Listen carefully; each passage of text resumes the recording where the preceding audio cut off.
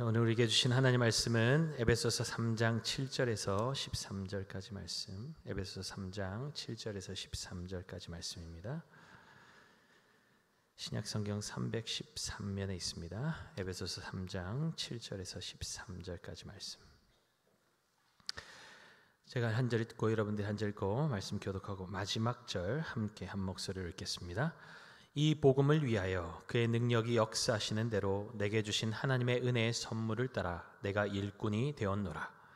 모든 성도 중에 지극히 작은 자보다 더 작은 나에게 이 은혜를 주신 것은 측량할 수 없는 그리스도의 풍성함을 이방인에게 전하게 하시고 영원부터 만물을 창조하신 하나님 속에 감추어졌던 비밀의 경륜이 어떠한 것을 드러내게 하려 하심이라.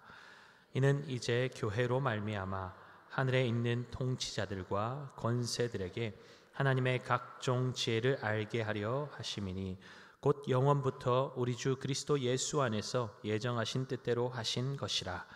우리가 그 안에서 그를 믿음으로 말미암아 담대함과 확신을 가지고 하나님께 나아감을 얻느니라. 함께 읽겠습니다. 그러므로 너희에게 구하노니 너희를 위한 나의 여러 환난에 대하여 낙심하지 말라. 이는 너희의 영광이니라. 아멘. 우리 귀한 믿음의 지체들 인사하겠습니다. 사랑하고 축복합니다. 자, 이렇게 한번 인사하겠습니다. 기대합시다. 까꿍하는 것이죠. 자, 오늘도 큰 은혜 받고 돌아갑시다. 한 번 더 인사하겠습니다. 감사합니다. 요즘에 저를 만나면 이렇게 하는 분들이 많아졌어요.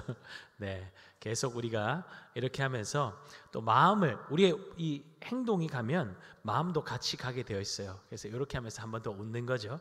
네, 한 번 더 웃고 또 이 시간에 하나님 우리의 마음도 활짝 열어서 주님께로 향합니다. 그 기대로 나아가면 하나님께서 풍성한 은혜로 우리 가운데 충만하게 채우실 줄 믿습니다. 자, 골로새서 1장 27절 말씀 한번 읽고 우리 암송하죠. 하나님이 그들로 하여금 이 비밀의 영광이 이방인 가운데 얼마나 풍성한지를 알게 하려 하심이라. 이 비밀은 너희 안에 계신 그리스도시니 곧 영광의 소망이니라. 아멘. 자, 같이 한번 외워봅시다. 시작.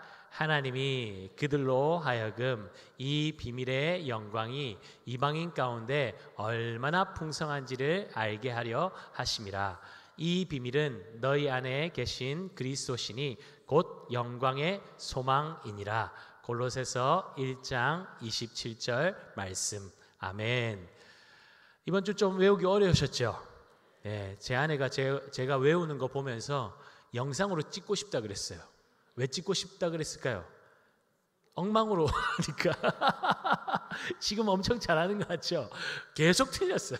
하다가 뭐였지? 막 이상한 거 막 갖다 붙이고 이러니까 좀 힘들어서 못 외우는 분들이 제가 그 어버버 하는 거 영상 보면 좀 힘을 얻을 것 같다고 그래서 영상을 찍어 올리고 싶다고 그렇게 이야기할 정도였습니다. 여러분, 우리가 계속 말씀 가운데 못 외워도 괜찮아요. 근데 한번 말씀을 한번 외우기 위해서, 암송하기 위해서 한 번 선포하고 두 번 선포하고 세 번 선포하고 못 외우면 어때요? 그러나 그 선포하는 그 순간순간이 여러분 하나님의 말씀이 내 삶 가운데 역사할 수 있는 기회를 열어드리는 시간이에요. 그러니까 안 된다고 안 외우지 말고 도전해 보세요. 제가 이렇게 해서 안 시키잖아요. 그리고 어르신들 아유 치매 올까봐 화투로 치매를 예방하지 마시고 말씀 암송으로 예방되는 거예요. 그러니까 외우시라고, 도전해 보시라고요. 안 되면 3번 읽고 4번 읽고 5번 읽고 10번 읽고 그렇게 하면 되는 거죠. 못 외우면 어때요? 그거 도전하는 게 너무너무 중요합니다. 말씀이 내 삶 가운데 역사하실 자리를 내어드리는 것이기 때문에 우리가 계속 암송을 도전해 나가면 좋겠습니다. 사도 바울은 자신이 복음을 위하여서 일꾼이 된 것은 하나님께서 은혜로 주신 선물이라고 말하고 있습니다. 지난주에도 나눈 바와 같이 일꾼은 식사할 때 시중 들고 발 닦아주는 하인을 말합니다. 아무도 주목하지 않고 알아주지 않고 심지어 무시당하고 하찮게 여김을 받는 일꾼으로 자신을 부르셨는데 바울은 그것을 선물이라고 은혜라고 이야기하고 있는 것입니다. 그가 이런 태도를 가질 수 있었던 이유가 무엇입니까? 그 이유가 8절에 나오고 있죠. 그는 자신을 모든 성도 중에 지극히 작은 자보다 더 작은 자로 여겼기 때문입니다. 우리는 그리스도의 몸의 지체가 되었습니다. 지체 중에 덜 중요하고 더 중요한 부분은 없죠. 우리 눈에 띄는 부위는 우리가 아주 귀하게 여기고 신경을 쓰지만 정작 가려져 있는 부분은 신경을 쓰지 않을 때가 많지 않습니까? 아마도 바울은 사람들이 그렇게 중요하다 여기지 않는 지체 중에 한 부분, 이방인과 같이 하찮다고 여김받는 한 부분을 이야기하면서 자신은 그보다도 더 보잘것없고 하찮은 존재라고 말하고 있습니다. 이것은 바울이 겸손한 척하는 것이 아니죠. 만약 바울이 겸손한 척을 했다면 이방인 때문에 복음 때문에 당하는 고난과 어려움을 절대로 감사함으로 기쁨으로 받아들이지 못했을 것입니다. 여러분, 바울이 복음 당하다가 당한 고난을 기억하십니까? 그저 감옥에 며칠 갇혔다가 풀려난 고생한 정도가 아니었습니다. 고린도후서 1장 8절에 보면 그가 받았던 고난이 얼마나 극심했던지 힘에 겨웠을 뿐만 아니라 사형 선고를 받은 자처럼 살 소망까지 끊어졌었다라고 말하고 있습니다. 그리고 고린도후서 11장에서는 자신이 당했던 고난을 구체적으로 나열하고 있습니다. 고린도후서 11장 23절에서 27절 볼까요? 그들이 그리스도의 일꾼이냐 정신없는 말을 하거니와 나는 더욱 그러하도다.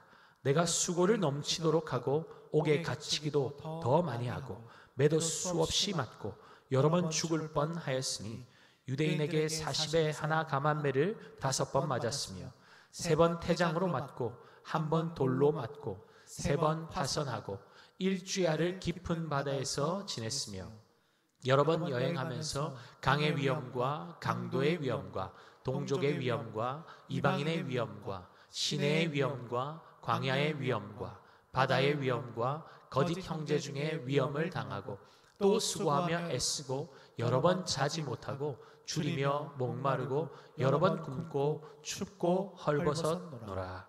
아멘. 여러분, 이런 고난을 바울이 당했습니다. 40에 한 번 감한 매를 무려 5번 맞았다고 하죠. 그냥 몽둥이로 두들겨 맞은 것이 아닙니다. 건장한 청년들이 들기도 힘들 정도로 어려운 기둥 같은 묵직한 나무를 가지고 그 무게로 내려치는 매를 맞은 것입니다. 그 무거운 나무의 무게를 가지고 위에서 내려 찍는데 어떨까요? 다리에 맞으면 다리가 부러지는 것이고 허리에 맞으면 허리가 부러지겠죠. 이렇게 25대에서 30대 정도 맞으면 건강한 사람조차도 견뎌내지 못하고 죽음에 이른다고 합니다. 40에 하나 감한 매를 5번 맞았어요. 바울은 그런 죽음에 가까운 고비를 여러 번 넘긴 것입니다. 루스드라에서는 돌에 맞았습니다. 돌 한두 개 맞은 것이 아니었죠. 여기저기서 날아드는 돌을 맞고 정말 죽었었습니다. 그래서 루스드라에 있는 사람들은 바울이 죽었다고 생각하고 바울을 들어다가 쓰레기를 버리듯이 성 밖으로 내다 버릴 정도였습니다. 그런데 하나님이 또 기적을 일으키셔서 그를 살리셨죠. 제가 지금 2 사건만 이야기했지만 11년의 전도 여행 기간 동안 바울이 이런 엄청난 핍박과 고난을 수도 없이 받았습니다. 뼈가 부러졌어요. 부러지고 붙을만 하면 또 맞아서 또 부러지는 거예요. 돌에 맞아서 머리가 터졌고 온몸이 찢어졌고 피멍이 들어서 부어오르고 온몸에는 고름이 차서 오르고 그의 몰골이 어땠겠습니까? 뼈가 부러지면 붙을 때까지 기다리고 잘 먹고 잘 쉬어줘야 하는데 전도 여행 다니면서 바울이 휴양하는 시간을 가졌을까요? 굶는 것이 다반사였고 무통주사가 어디 있고 소염 진통제가 있는 것도 아니었는데 뼛속 깊숙한 곳에서 올라오는 통증을 고스란히 버텨내야 했으니 잠은 제대로 잘 수 있었겠습니까? 그렇게 온몸이 다 부서지듯이 아파도 다리를 끌면서 또 복음을 전하러 이곳저곳으로 다니는 것이죠. 그러다가 강도를 만나면 가진 것 다 빼앗기고 또 굶고, 배를 타고 가다가 광풍을 만나면 파손되어 죽을 고비를 넘기고, 여러분 이런 죽을 고비를 여러 번 수차례 넘기면 어떻습니까? 트라우마가 그를 사로잡겠지요. 엄청난 트라우마 아닙니까? 바울은 도대체 어떻게 살았을까요? 사도 바울이라서 괜찮았겠습니까? 그렇지 않죠. 그는 정말 두렵고 처참한 삶을 살았습니다. 이런 고난 속에서도 바울은 복음을 증거하고 교회를 세우는데 온 삶을 걸었던 사람입니다. 그렇게 긴 시간 동안 3번의 전도 여행을 마치고 예루살렘으로 돌아왔습니다. 여러분, 예루살렘으로 돌아올 때 바울의 작은 소원이 무엇이었을까요? 오랜 시간 동안 타지에서 떠나 있었고 제대로 먹지도 못했고 제대로 자지도 못했고 또 몸을 추스릴 시간도 없었고 그렇게 11년의 시간을 돌아다닌 것입니다. 예루살렘에 와서 그가 가지기 원하는 작은 소원이 무엇이었을까요? 몸이 만신창이가 되어 있어요. 그러니 제대로 된 치료도 좀 받고 좀 쉬는 시간을 가지고 싶지 않았겠습니까? 그런데 웬걸요? 전도 여행에서 돌아오자마자 어떤 일이 일어났죠? 아시아에서 오는 어떤 유대인들이 바울이 이방인 드로비모를 성전으로 데리고 들어갔다고 고집 고소를 하죠. 그래서 돌아오자마자 예루살렘 감옥에 갇혀서 2, 3일을 보내고 가이사랴 감옥으로 옮겨져서 2년 동안의 시간을 감옥생활을 하고 다시 또 로마 감옥으로 옮겨져서 2년간 감옥에 총 4년의 긴 감옥 생활을 한 것입니다.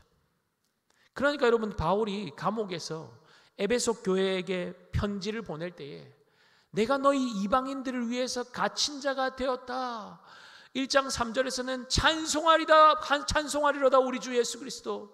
여러분, 이렇게 하는 것이 이해가 됩니까? 당시 개, 돼지 취급하던 이방인들이었습니다. 그런 별 볼 일 없고 하찮은 사람들 때문에 바울이 이런 곤욕을 당하고 있는 것입니다. 그런데도 내가 너희 때문에 이 고생을 한다.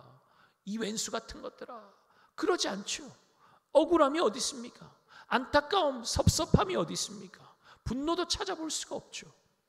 이런 상황인데도 바울은 예수 그리스도 안에서 이방인과 유대인이 함께 상속자가 되었고 함께 지체가 되었고 함께 약속한 참여한 자가 되었다고 감격하면서 그것을 복음이다, 너무나 기쁜 소식이다 라고 외치고 있는 것입니다. 자유를 다 빼앗기고 모든 것을 다 잃어버린 사람이 지금 모든 것을 가지고 있는 밖에 있는 사람들에게 위로를 전할 뿐만 아니라 그들의 사명이 무엇인지를 일깨우고 있는 것이죠. 여러분, 우리는 에베소서를 말씀을 계속적으로 대하면서 어떤 은혜를 누리고 있습니까? 자신은 개, 돼지보다도 못한 이방인들보다 더 하찮고 보잘것없는 존재인데 하나님께서 이 복음을 시중드는 자로 불러주셨다고 감격하고 있는 바울의 모습을 보면서 어떤 마음이 드십니까? 저는 에베소서 말씀을 매주 나누면서 은혜도 너무 풍성하게 누리고 있지만 우리가 하나 되는 것을 너무나 싫어하는 사단의 공격도 얼마나 거센지를 경험하고 있습니다. 아마 여러분도 경험하실 거예요. 사단이 미친 듯이 발악을 합니다. 하나 되지 못하게 하려고. 아마 그 공격은 더 거세어질 거예요. 복음은 하나 되게 합니다. 자기 중심성을 해체시키고 담을 허물고 자기 부인을 통해서 주님의 몸된 교회는 더욱더 건강하게 세워질 것입니다 외치고 있지만 사실 내 안에 견고하게 세워둔 자신만의 틀을 허무는 것은 말처럼 쉬운 일이 아닙니다. 불편하고 아프고 힘이 든 것이 사실이죠. 나는 복음을 시중드는 일꾼일 뿐입니다. 성도 중에 지극히 작은 자보다 더 작은 자입니다. 입술로 고백하기는 하지만 사람들이 나를 알아주지 않고 나의 섬김을 비아냥거리고 색안경을 끼고 바라보고 없는 사실들을 지어내서 부정적인 말들을 여기저기로 옮기고 분위기를 이상하게 몰아가는 사람들을 볼 때면 분노가 일어나죠.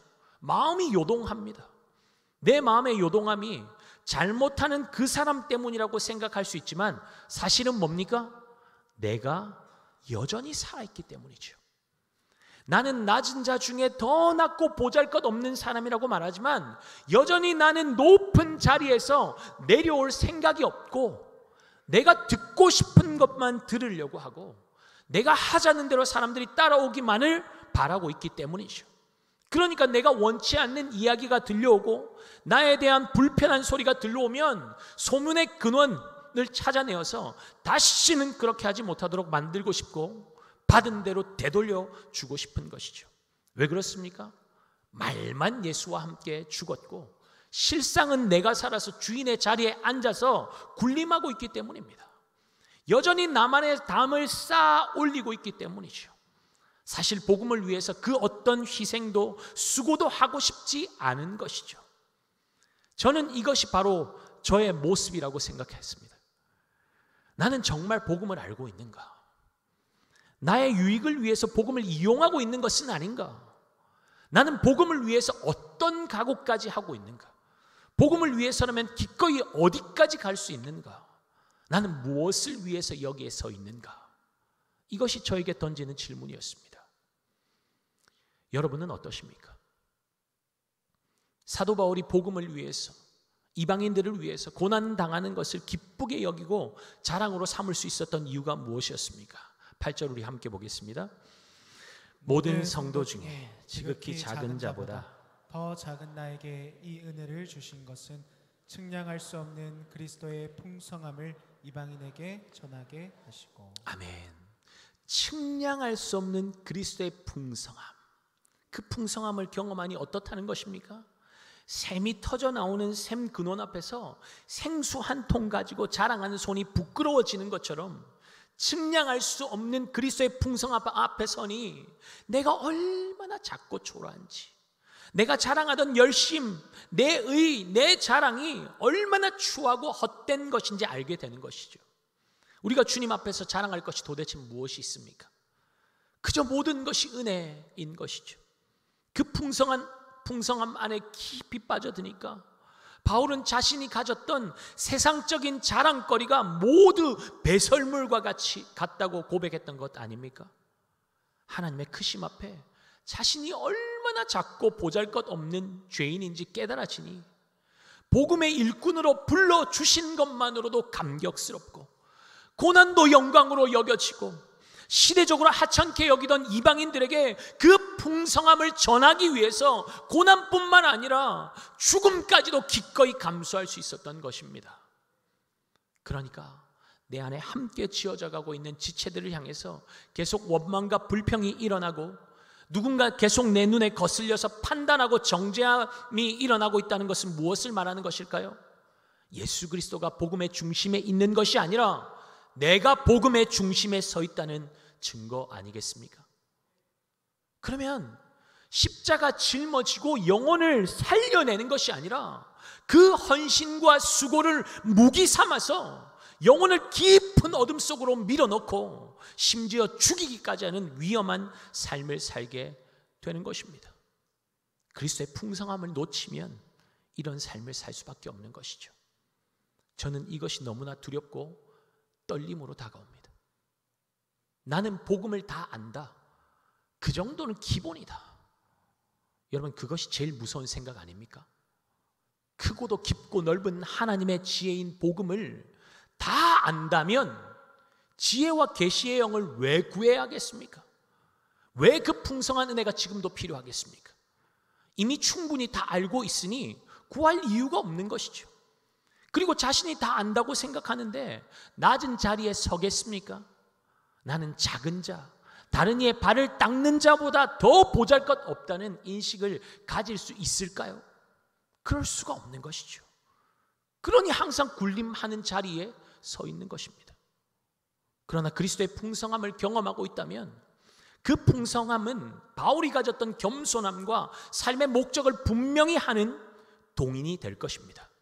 그러면 바울을 통해 복음의 놀라운 비밀이 이방인들에게 흘러갔던 것처럼 우리를 통해서도 그 풍성함이 누군가에게 흘러 들어가서 말라 비틀어져 있는 심령을 덮어버리고 회복시키고 살리는 역사를 일으켜내는 것이죠. 하나님의 놀라운 비밀을 알리는 거룩한 통로가 되는 것입니다. 9절 10절 말씀 함께 읽겠습니다. 영원부터 만물을 창조하신 하나님 속에 감추어져 있던 비밀의 경륜이 어떠한 것을 드러내려 하려 하심이라. 이는 이제 교회로 말미암아 하늘에 있는 통치자들과 권세들에게 하나님의 각종 지혜를 알게 하려 하심이니. 잠깐만 띄워주세요. 여러분, 영원부터 하나님 속에 감추어져 있던 그 놀라운 비밀을 하나님께서 누구를 통해서 드러내시겠다고 말씀하고 계십니까? 이제 교회로 말미암아, 교회로 말미암아. 됐습니다. 지상의 교회는 완전하지 않습니다. 세상과 교회가 구별된 것도 보이지 않는 것 같고, 높은 자리에 앉아서 판단만 하고 복음의 장애물이 되고 있는 것 같지만, 하나님은 하늘에 있는 것이나 땅에 있는 것들, 둘로 나누어진 모든 것들을 다 그리스도 안에서 하나로 통일시키시겠다고 말씀하십니다. 또한 하나님께서 영원 전부터 작정하신 하나님의 비밀이신 예수 그리스도를 교회를 통해서 드러내 보이시겠다고 말씀하시는 것입니다. 오늘날 교회의 모습은 너무나 온전하지 않지만, 그럼에도 불구하고 우리 하나님은 교회를 통해서 작정하신 비밀을 드러내시겠다는 것입니다. 내 모습을 보면 참 부끄럽지만, 뭐 하나 잘하는 것도 없고 말씀대로 살지도 못하고 주님의 일에 방해만 되는 것 같은데, 그런 나도 주님께서 사용하고 계시다는 것이 정말 은혜가 되지 않습니까? 이 비밀을 알게 되니까 바울은 흥분을 감출 수가 없는 것이죠. 찬송하리로다 외칠 수밖에 없는 것이죠. 여러분, 10절에서 말씀하는 하나님의 각종 지혜는 악한 영들을 포함하여서 천사들도 그들조차도 모르는 것이라고 말씀하고 있습니다. 그런데 그 놀라운 지혜를 누구를 통해서 드러내시겠다는 것입니까? 바로 교회를 통해서. 할렐루야. 베드로전서 1장 12절 함께 보겠습니다. 성령을 힘입어 복음을 전하는 자들로 이제 너희에게 알린 것이요 천사들도 살펴보기 원하는 것이니라. 아멘. 여러분 보십시오. 하나님께서 교회를 통해서 이루어 가실 일들은 천사들조차도 모르는 영역이라는 것입니다. 교회가 부족하고 연약한 부분들이 참 많지만, 하나님의 작정하신 놀라운 뜻이 교회를 통해서 드러날 것이기에 교회는 천사도 흠모하는 곳이라는 말 아닙니까?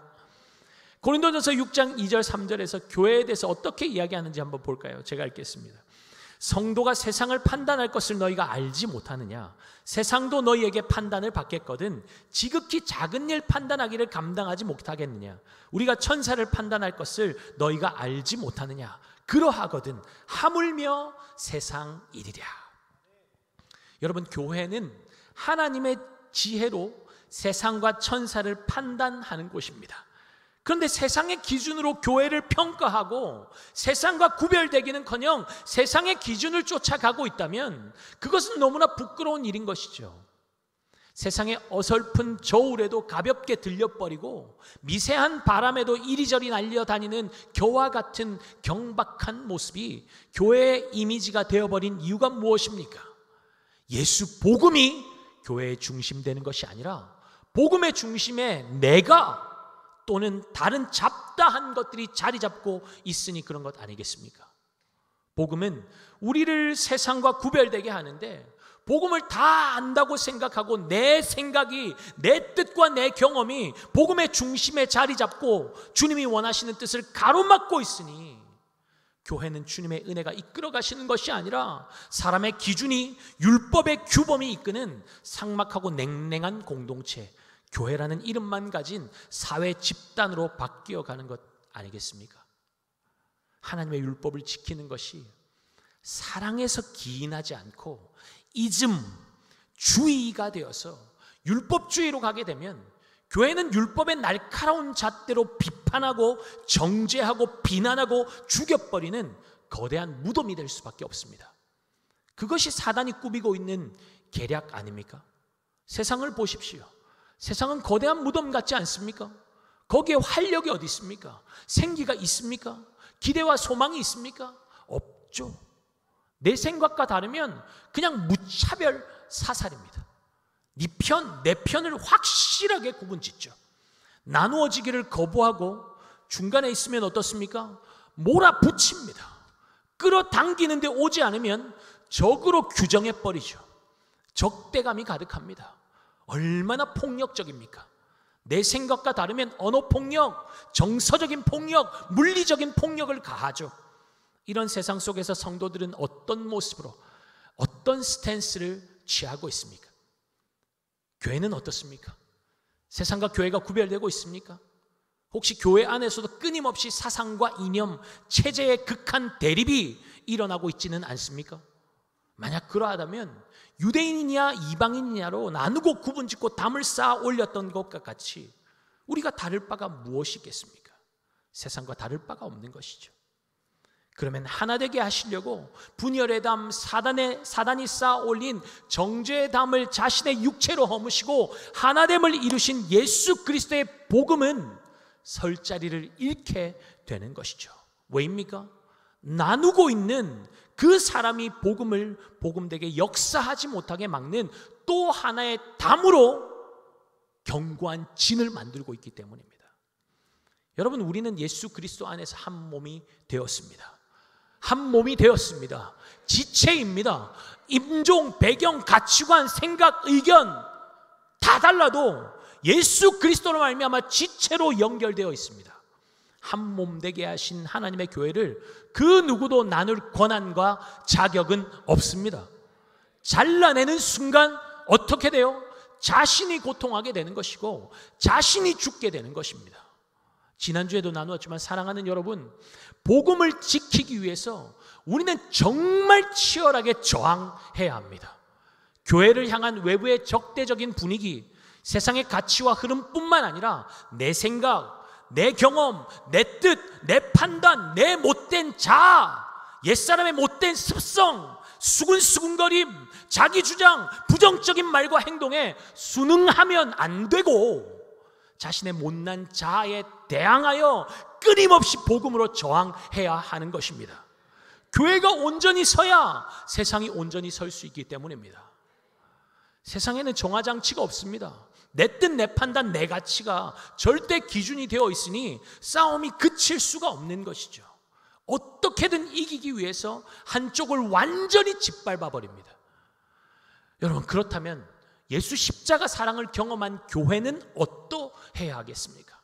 짓밟는 곳이 아니라 오히려 짓밟힘을 당하고 유능함을 드러내기보다 무능함과 약함을 자랑하는 곳이 되어야 합니다. 그것이 예수님께서 십자가에서 몸소 보여주신 모범 아닙니까?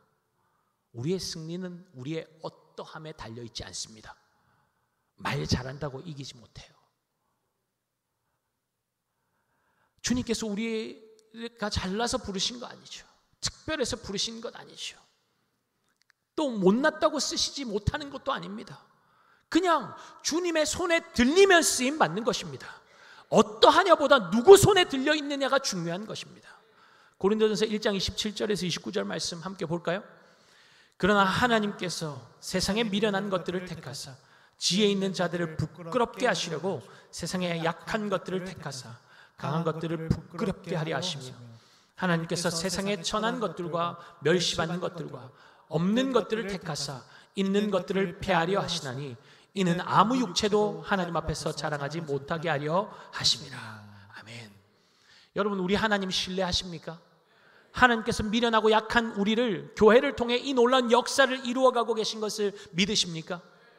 눈에 보이지 않아도 손에 잡히는 것이 없어도 우리 주님은 지금도 신실하게 자신이 작정하신 일들을 우리 교회를 통해 저와 여러분을 통해 이루어가고 계신 줄 믿습니다. 저는 주님의 일을 이루어 가시기에 좋은 도구로 저와 여러분의 삶이 드려지기를 소원합니다. 도구라고 말하면서 내가 여전히 살아있다면 주님이 쓰실 수 없습니다. 그래도 쓰시려면 어떻게 하실까요? 풀을 팍 죽여서 사용하시겠죠. 살아서 펄떡거리는 내 자아가 꺾이고 내 뜻이 완전히 무산되어야, 깨뜨려져야 주님의 뜻이 온전히 설 수 있기 때문입니다. 교회가 또 불과 같은 연단의 시간을 통과하기를 원치 않는다면 주님 앞에 정신 바짝 차리고 깨어서 사단의 악한 계략을 성령으로 분별해야 합니다. 예수의 이름으로 꺾으며 나아가야 됩니다. 본질이 아닌 것 붙잡지 말고 다른 사람이 하든 안 하든 신경 쓸 것 없고 불편하고 거슬리면 내가 하면 되는 것이고 문제가 생기면 내가 더 기도하면 되고 엎드리면 되는 것입니다. 본질이 아닌 것이 계속 눈에 거슬린다. 스스로 질문해 보십시오. 나는 지금 무엇에 집중하고 있는가? 나는 기도의 자리에 제대로 서 있는가? 주님의 뜻을 구하며 살고 있는가? 복음을 위해서 나는 지금 무엇을 하고 있는가? 주님께서 지금 나에게 원하시는 것은 무엇인가? 이런 질문들을 던져보면 우리의 지금 현재 모습과 내가 해야 할 일, 하지 말아야 할 일들이 좀 더 선명하게 보여지게 될 것입니다. 사랑하는 여러분, 주님 사랑하십니까? 주님 사랑하십니까? 내 사랑하는 주님을 위해서 지금 나는 무엇을 포기하고 있습니까? 어디까지 포기할 수 있습니까? 꼭 포기해야 합니까? 여러분, 포기하지 않고 사랑을 지킬 수 있던가요? 내가 원하는 방식대로 상대방을 움직이려는 것은 사랑이 아니라 집착이고 폭력입니다. 주님을 향해서 우리가 이런 왜곡된 사랑을 고집할 때가 얼마나 많습니까? 그런데 바울은 주님께서 보여주신 대로 복음 전파의 사명을 감당하기 위해서 자유를 기꺼이 포기했고 기꺼이 종의 자리로 내려갔고 기꺼이 생명까지 내놓을 각오로 살았던 것입니다.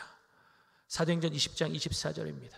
내가 달려갈 길과 주 예수께 받은 사명 곧 하나님의 은혜의 복음을 증언하는 일을 마치려 하면은 나의 생명조차 조금 더 귀한 것으로 여기지 아니하노라. 사랑하는 여러분, 바울이 핍박과 환난을 통과하며 사명의 길을 갈 때에 죽지 못해서 괴로운 심정으로 끌려간 것 같습니까? 아니면 신바람 나게 달려간 것 같습니까? 지금 그는 신바람 나게 달려가고 있습니다. 신바람 나게 달려가니까 내 상황이 어떠하든 다른 사람이 나를 어떻게 평가하든 중요하지가 않은 것이죠. 사람들이 비난하고 중상모략을 해도 상관없습니다. 신경 쓸 여유도 없습니다. 왜요? 주 예수께 받은 사명, 그 사명을 마치기 위해서 표대를 향하여 전진하는 것이죠. 다른 박질하는 것이죠. 골로새서 1장 24절 같이 봅시다. 나는 이제 너희를 위하여 받는 괴로움을 기뻐하고 그리스도의 남은 고난을 그의 몸된 교회를 위하여 내 육체에 채우노라. 여러분, 어떻게 이럴 수 있을까요? 말씀을 준비하면서 주님, 저도 과연 이렇게 살 수 있겠습니까? 말뿐인 고백이 아니라 진짜 교회를 위해서, 주님을 위해서 이렇게 고난도 기쁨으로 영광으로 대할 수 있을까요? 신바람 나게 대할 수 있을까요? 진지하게 질문했습니다.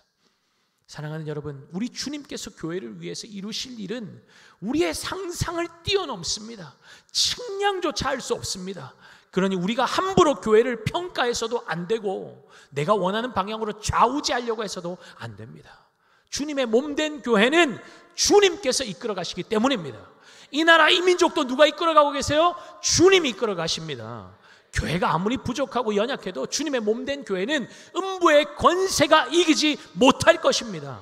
교회를 통해서 하나님의 경륜인, 비밀의 경륜이 세상 모든 사람들에게 드러나게 될 것이고 주님이 일으키신 놀라운 역사의 한복판에 서서 우리는 그 영광을 찬송하게 될 것입니다. 부족함, 연약함에 집중하지 마시고 주님께서 이루실 일들을 기대하며 담대함과 확신을 가지고 달려갑시다. 주님께서 교회를 통해 작정하신 일을 반드시 이루실 것입니다. 더 사랑합시다. 더 사랑합시다. 더 사랑합시다.